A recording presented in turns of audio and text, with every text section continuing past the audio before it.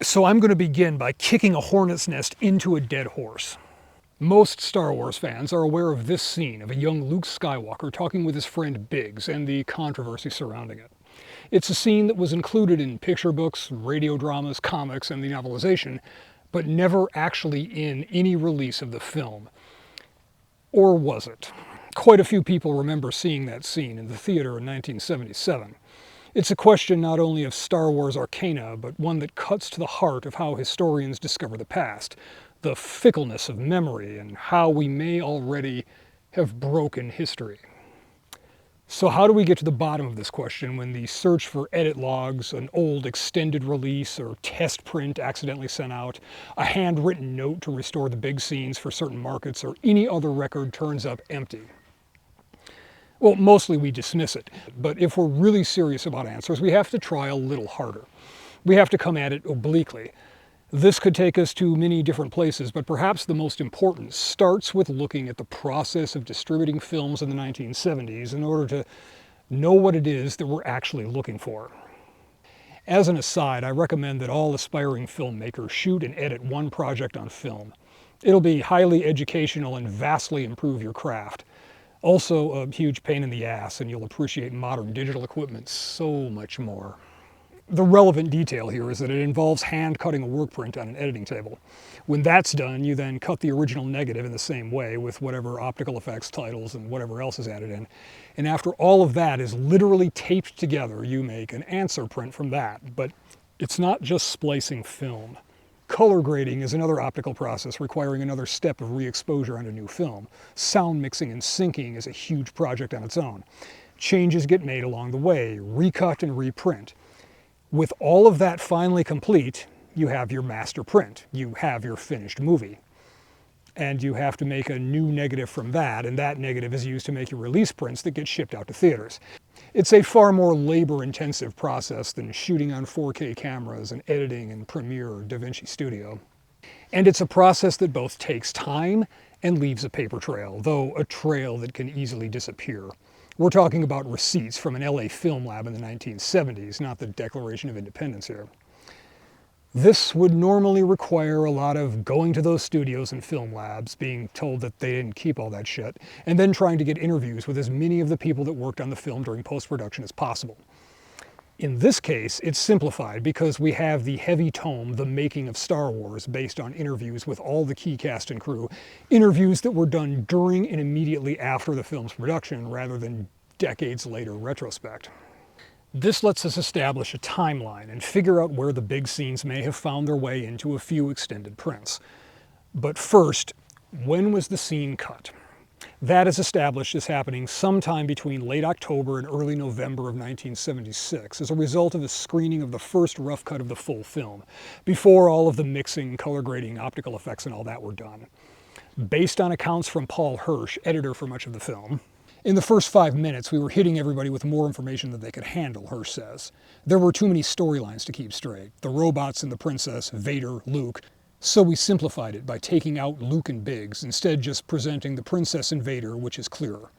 The princess has the plans, the thing that everyone in the film is very much concerned about, and she gives the plans to the robots, and the robots go to the planet and they meet Luke. So that's now relatively simple. Hence the rather poor quality of the scene we have today. It was dropped from an early unfinished cut of the film, and work on those scenes ceased. Nobody had time to do anything with cut material. The deadline was looming in order to make the scheduled release on the 25th of May. A week before opening, there was still no answer print. But by May 24th, the thousands of elements and work hours came together just in time. As Lucas says, the film wasn't finished, it was abandoned, for time had finally run out. The timing was so tight that they were still mixing the sound when the film premiered. George Lucas recounts eating at the Hamburger Hamlet after a long night of working on the film's sound mix, when he wondered what the commotion was about at Mann's Chinese Theater across the street. It never occurred to me that my movie was out because I was still working on it. So we got up when we were done and I said, let's go see what's going on out there. We walked out the door and I looked up at the marquee and said, oh my God, it's Star Wars. I forgot the film was going to be released today. Holy moly. But it was like 6 o'clock, so I had to go back to the studio and finish the mix. With that kind of a time crunch, there's no room for reinserting the cut big scenes into the film, even if Lucas or someone at the studio had wanted to. Certainly not without someone at least mentioning it, given the amount of work that it would have entailed. But we can't completely rule it out just yet. We do know that replacement prints were made as the first batch were wearing out from multiple screenings, and we know that there were some minor changes to the film for foreign markets. However, these were mostly small omissions. Cutting out the severed arm in the Mos Eisley Cantina and the skeletons at the Owen farm for the Belgian release are specifically mentioned. No mention is made of anything being added back in, but this is a time frame where both the crunch of deadlines was relaxed and new prints were being made, so if Biggs made a return, it would have been during this time, weeks after the premiere. With no hard evidence, we can't prove that the scenes in question were never present in a theatrical cut, any more than we can prove that they were. But they're not equal claims. The latter requires us to assume that someone took several scenes that the director cut for clearly articulated reasons, finished multiple steps of post-production work before cutting them back into a high-grossing film in mid-release, made a handful of prints for widespread but seemingly random distribution, and left no record of having done so. The burden of proof lies with that side of the argument, and it hasn't been met. Now, I am absolutely not saying that those who remember seeing it are lying. I'm not even saying for certain that they're mistaken. I'm saying that if we approach the question as historians, we can't reach conclusions without evidence to back them, and in this case, we don't have any. We have to dismiss the Biggs edit. If there was any hard evidence, it's long since been lost.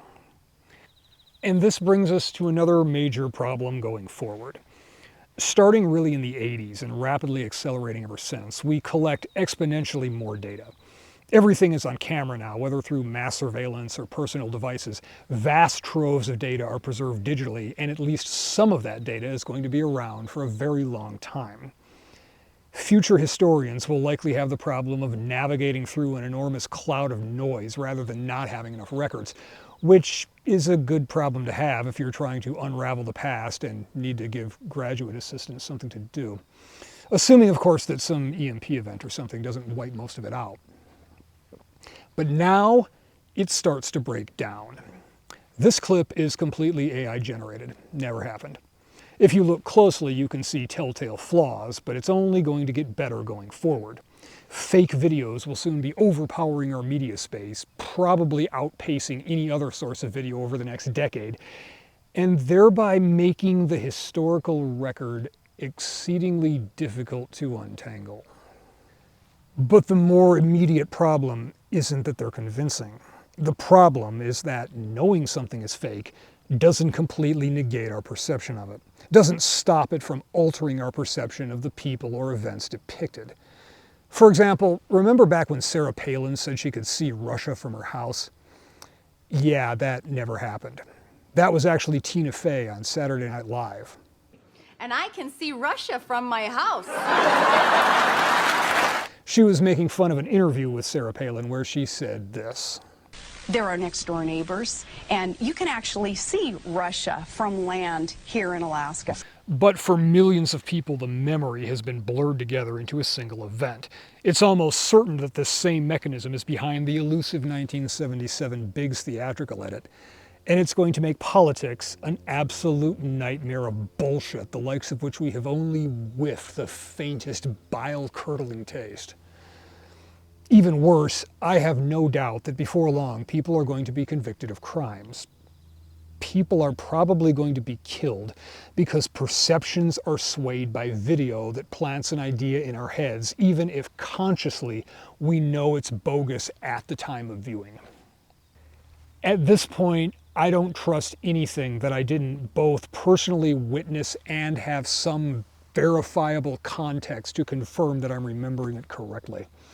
Between AI, most of our records being digital and subject to unattributed editing or manipulation, and the post-journalism of partisan hackery and intentional misrepresentation, future historians trying to separate the true recordings of events from AI slop and deliberate fabrications are going to have an exceedingly difficult time establishing that context with any certainty.